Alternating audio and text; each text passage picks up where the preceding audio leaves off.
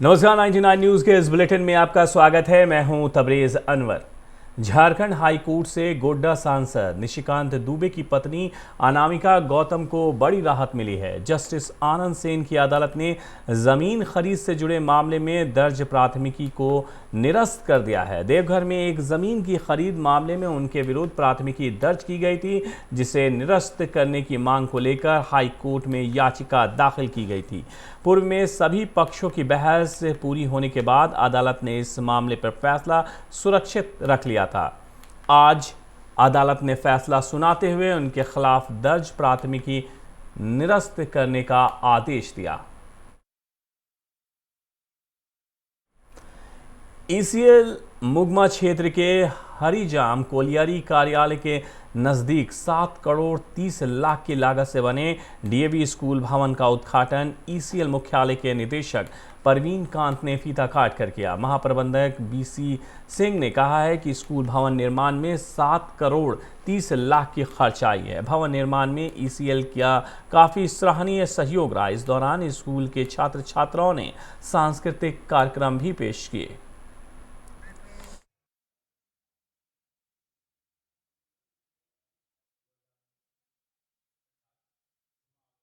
बागमारा के बरोरा थाना परिसर में होली पर्व के मद्देनजर शांति समिति की बैठक की गई। इस दौरान होली पर्व शांतिपूर्ण तरीके से मनाने पर चर्चा की गई। मौके पर थाना प्रभारी बंधन तिर्की सहित कई पुलिसकर्मी मौजूद रहे।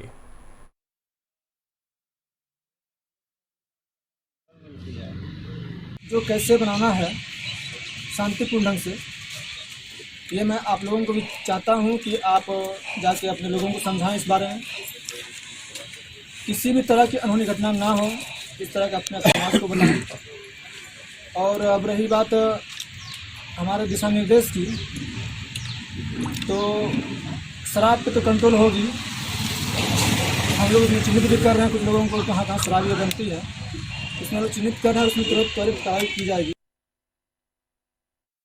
झरिया के उषा टाकीज स्थित एचएम इलेक्ट्रॉनिक दुकान के मालिक 50 वर्षीय उज्जवल कुमार सेन की सड़क दुर्घटना में मौत हो गई है, जबकि उनके साथ बाइक चला रहे कार्तिक डे बुरी तरह से घायल है। परिजनों ने बताया है कि मंगलवार की रात लगभग 10 बजे धनबाद से लौटने के दौरान झरिया के आरएसपी कॉलेज के पास तेज रफ्तार हाईवा ने बाइक से आ रहे उज्जवल सेन और कार्तिक डे को टक्कर मार दी, जिससे दोनों गंभीर रूप से घायल हो गए। स्थानीय लोगों ने दोनों को इलाज के लिए स्थानीय अस्पताल में भर्ती कराया था, जहां से गंभीर हालत को देखते हुए दोनों को धनबाद के SNMMCH भेज दिया गया था, जहां आज उज्जवल की मौत हो गई है, जबकि कार्तिक डे की हालत गंभीर बनी हुई है, जिससे आक्रोशित लोगों ने भगतडी के पास राजापुर प्रोजेक्ट के मुख्य मार्ग पर शव रखकर सड़क जाम कर दिया। लोगों ने हाईवा परिचालन को बंद करने की मांग की है।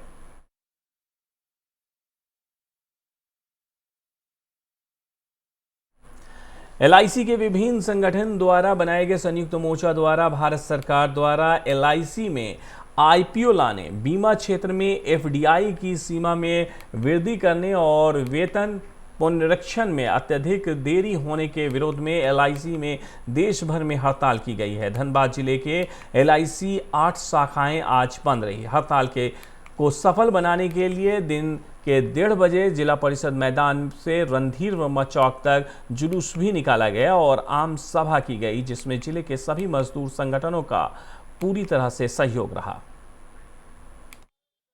भारतीय स्तर पे पूरे भारत में एक दिवसीय हड़ताल है।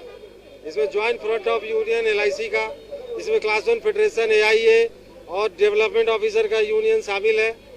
और हम भारत सरकार से सीधी लड़ाई में है।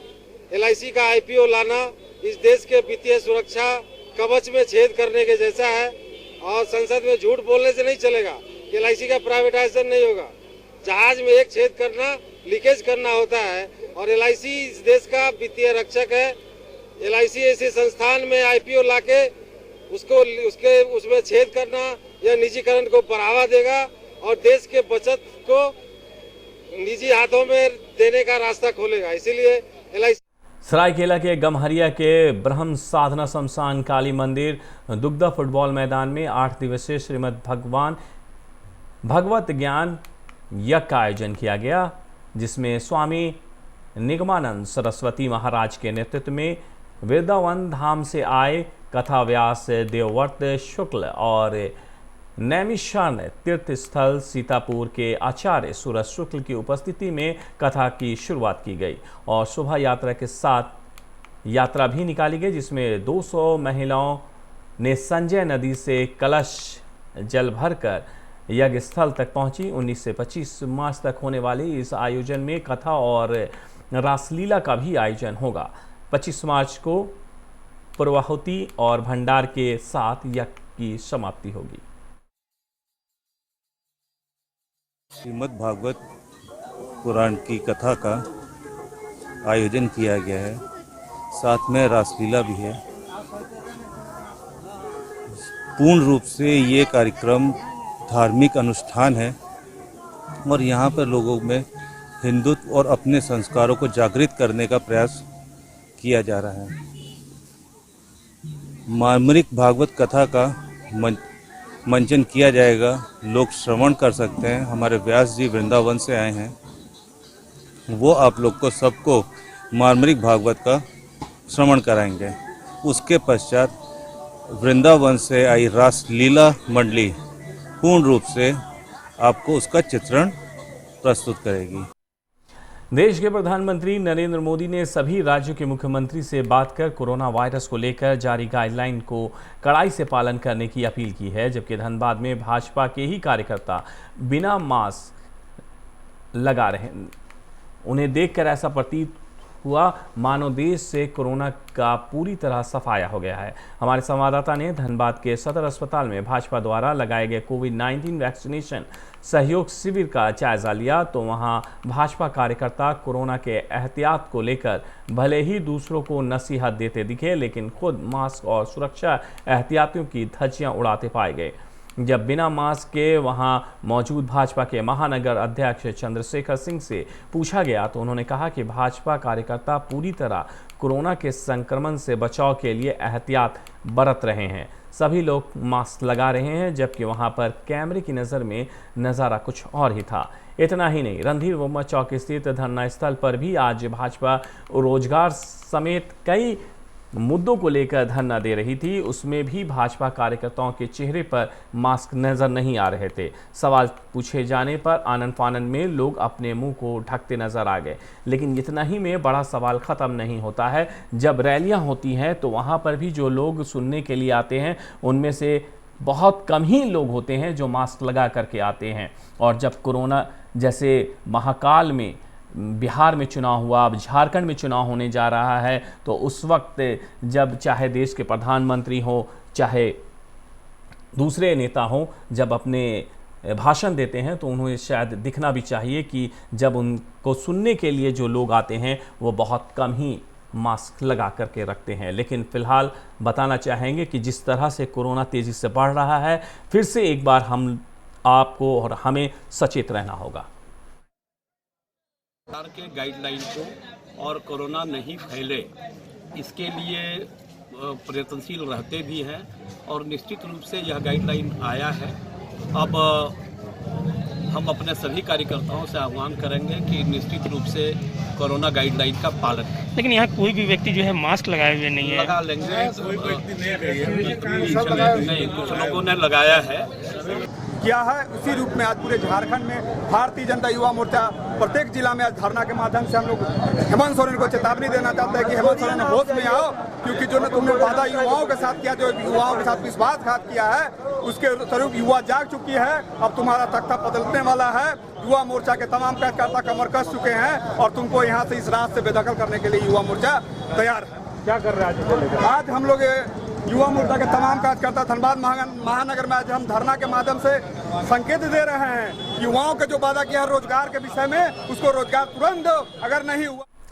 निरसा में ईसीएल के सौजन्य से संचालित विद्यालय डीएवी जो पहले कापसारा में संचालित हो रही थी, उसे निरसा के हरिया जाम कॉलोनी स्थित परिसर में शिफ्ट कर दिया गया है, जिसका आज उद्घाटन भी हुआ। लेकिन इससे पहले ही स्थानीय मुखिया रॉबिन धीवर के नेतृत्व में सैकड़ों भाजपा कार्यकर्ता वहां पहुंचकर विरोध करने लगे। भाजपा कार्यकर्ताओं का कहना था कि विद्यालय का उद्घाटन में किसी भी जनप्रतिनिधि को नहीं बुलाया गया है, ये एक साजिश है जिसे हम लोग सफल नहीं होने देंगे।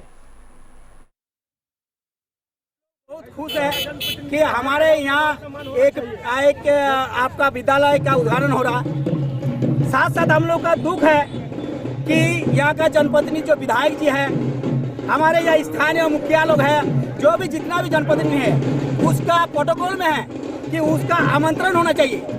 लेकिन यहाँ का ईसीएल प्रबंधन और विद्यालय प्रबंधन मनमानी से किसी के इशारा पर किसी की और राजनीति करके ये लोग को नहीं मौका दिया, माने आमंत्रण नहीं किया गया है, जो कि अन्याय है। एक और हम लोग विरोध करते हैं। संभालने का मेरे पास कोई उपाय नहीं है। और आप सब जानते हैं सेकेंड राउंड का कोरोना जो है सो कितना तेजी से फिर से ये इवोक कर रहा है। नहीं तो यहाँ पे विधायक के अलावा जो पंचायत प्रतिनिधि है उनका शिकायत है कि हम लोगों को कम से कम सर मैं सबको बुलाऊंगा, एक बार विद्यालय हमें मिल जाए, कायदे से इसको ले आए, उसके बाद जब हम सुचारू रूप से विद्यालय चलाना आरंभ करेंगे, मैं कमिटमेंट करता हूँ पहले दिन ही बुलाऊंगा सबको। मैंने अभी तक ईसीएल मैनेजमेंट आपको हैंड ओवर बिल्डिंग पूरी तरीके से नहीं किया है, आज होगा। खबरों में फिलहाल वक्त है एक छोटे से ब्रेक का। ब्रेक के बाद जब वापस लौटेंगे तो बाकी खबरों से आपको कराएंगे रूबरू। अब बने रहिए 99 न्यूज़ के साथ।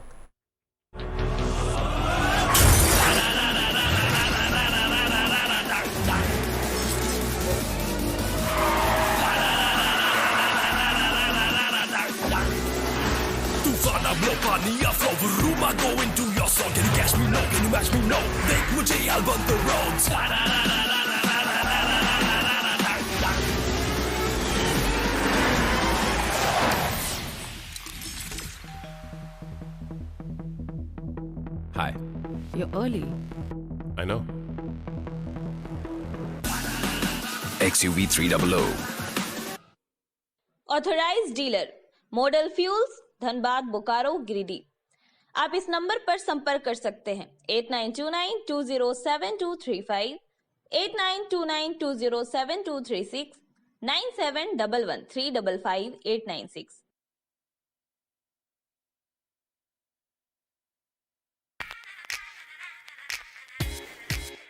Hey, I'm sexy Mr. Brown, a prince who's just been crowned. I can brighten up your day, 'cause I'm so sunny. Hey, I'm sexy Mr. Brown, heading out to town. You can hate me all the way, 'cause I got my honey. And that's not funny, my honey makes me sing all night.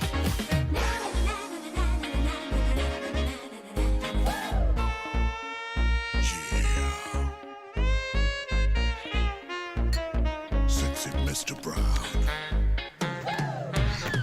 Your wait for sheer extravagance is over. Presenting Kia Carnival.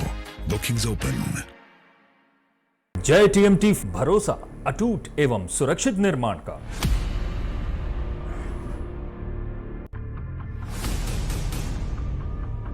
भरोसा अटूट एवं सुरक्षित निर्माण का। जय TMT 500D।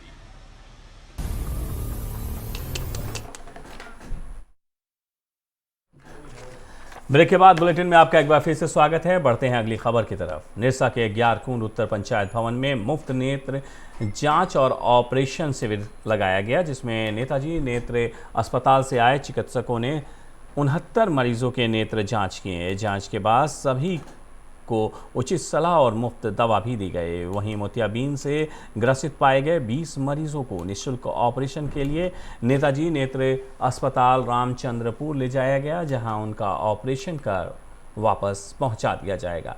इसमें किसी तरह का कोई शुल्क नहीं है, किसी मरीज को 1 रुपया भी देने की ज़रूरत नहीं पड़ेगी। शिविर में निरसा, ग्यारकुंड, मैथन और पंचेत से मरीजों ने आकर अपना नेत्र जांच करवाया। प्रधान कार्यकारी समिति अध्यक्ष काकुली मुखर्जी ने बताया है कि शिविर में 69 मरीजों का नेत्र जांच किया गया। उनमें 31 महिलाएं और 38 पुरुष शामिल थे। पंचायत और नेताजी नेत्र हॉस्पिटल रामचंद्रपुर के सज्जनों से ये यहाँ पर फ्री मुफ्त आई कैंप लगाया गया है और जिसमें 69 पेशेंट को देखा गया है, जिसमें से लगभग 20 पेशेंट को मुफ्त मोतियाबिंद ऑपरेशन के लिए रामचंद्रपुर हॉस्पिटल जो है। बागमारा के बीसीसीएल ब्लॉक 2 महाप्रबंधक कार्यालय के समक्ष जेएमएम और सीपीआई ने स्थानीयता के आधार पर आउटसोर्सिंग कंपनी में नियोजन देने की मांग को लेकर धरना दिया। जेएमएम नेता अजमुल अंसारी ने कहा है कि सूबे के मुख्यमंत्री हेमंत सोरेन ने घोषणा की है कि निजी कंपनियों में 75% स्थानीय युवाओं को रोजगार देना होगा। इस आधार पर हम लोगों ने कंपनी प्रबंधन से मांग की है कि योग्यता अनुसार यहां के बेरोजगारों को नियोजन दिया जाए, लेकिन कंपनी इस मांग पर किसी प्रकार का पहल नहीं कर रही है। वहीं धरना के बाद बीसीसीएल प्रबंधन और कंपनी के अधिकारियों की मौजूदगी में एक वार्ता हुई, जिसमें आंदोलनकारी बीसीसीएल प्रबंधन की बात से संतुष्ट होकर वहां से निकल गए। ये भी चेतावनी दी है कि इसके बाद भी मांग पर विचार नहीं किया गया तो 21 मार्च से ब्लॉक 2 में संचालित AMPL आउटसोर्सिंग का अनिश्चितकालीन चक्का जाम कर दिया जाएगा। हम लोग आज ब्लॉक 2 के गेट के समक्ष जो है 1 दिवसीय धरना प्रदर्शन शांतिपूर्ण हम लोग धरना प्रदर्शन कर रहे हैं और मुख्य उद्देश्य यही है कि यहाँ के बेरोजगार जो नौजवान हैं जो बाहर पलायन कर रहे हैं उनको यहाँ पर जो है रोज़गार दिलाना है। यहाँ पर कंपनी जो है आती है, बाहर से लोग को ले करके आती है और जिसके वजह से यहाँ के नौजवान जो है अपने रोज़गार से वंचित रह जाता है। हम लोग का मांग यही है यहाँ के प्रबंधक से, आउटसोर्सिंग के प्रबंधक से, कि यहाँ के नौजवान अगर सक्षम हैं आपके कंपनी में काम करने के लिए तो यहाँ के नौजवान को क्यों नहीं आप रोज़गार देंगे। अगर रोज़गार नहीं दे रहे हैं तो यहाँ के लोग को जो है हक अधिकार मारने का काम कर रहे हैं। हम लोग का लिखित दिए हैं प्रबंधन को, प्रशासन को, सबको लिख के दिए हैं कि 18 तारीख को हम लोग जीएम साहब का घेराव करेंगे। 18 तारीख को जीएम साहब हम लोग का यदि बात मान लेंगे तो हम लोग आगे का कार्यक्रम नहीं करेंगे। आज हम लोग कार्यक्रम किए, प्रबंधन हम लोग को वार्ता के लिए बुलाया और वार्ता विफल रहा। हम लोग को नया मांग नहीं रख रहे हैं। मुख्यमंत्री जो कैबिनेट में पास किया है कि यहाँ के स्थानीय लोगों को 75% रोजगार देना होगा। बंगाल में चुनाव होने हैं और ऐसे में तृणमूल कांग्रेस और भाजपा का आमने सामना होना आम बात हो गया है। तृणमूल कांग्रेस और भाजपा के बीच जीतपुर उच्चतरपुर में पंचायत कल्याण नगर में झंडा बैनर लगाने को लेकर झड़प हो गई। टीएमसी ने आरोप लगाया है कि भाजपा कार्यकर्ताओं ने पंचायत प्रधान तापस चौधरी के घर में तोड़फोड़ की है। वहीं भाजपा का आरोप है कि तृणमूल कांग्रेस के कार्यकर्ताओं ने हमारे कार्यकर्ता को झंडा लगाते समय मारपीट की, साथ ही देवाशीष दास के घर पर तोड़फोड़ की है। घटना के बाद भाजपा और तृणमूल कांग्रेस दोनों कार्यकर्ताओं में झड़प पर मारपीट भी की गई। घटना की सूचना मिलते ही इलाके में भारी संख्या में पुलिस बल और कॉम्बैट फोर्स की तैनाती कर दी गई है। वहीं सालानपुर बीडीओ आदित्य बासु ने मुख्यमंत्री ममता बनर्जी के चित्रों के साथ कई बैनरों झंडों को क्षेत्र में उतारा और केंद्रीय बलों के साथ घटनास्थल का दौरा किया। भाजपा अध्यक्ष गोपाल राय ने कहा है कि भाजपा कार्यकर्ता पार्टी के झंडे लगा रहे थे, उस समय तृणमूल कांग्रेस के लोगों ने आकर भाजपा कार्यकर्ताओं पर हमला कर दिया। दूसरी ओर टीएमसी भी भाजपा के लोगों पर हथियार और लाठियां लेकर जबरन भाजपा के झंडे आम लोगों के घर में लगाने का आरोप लगा रही है।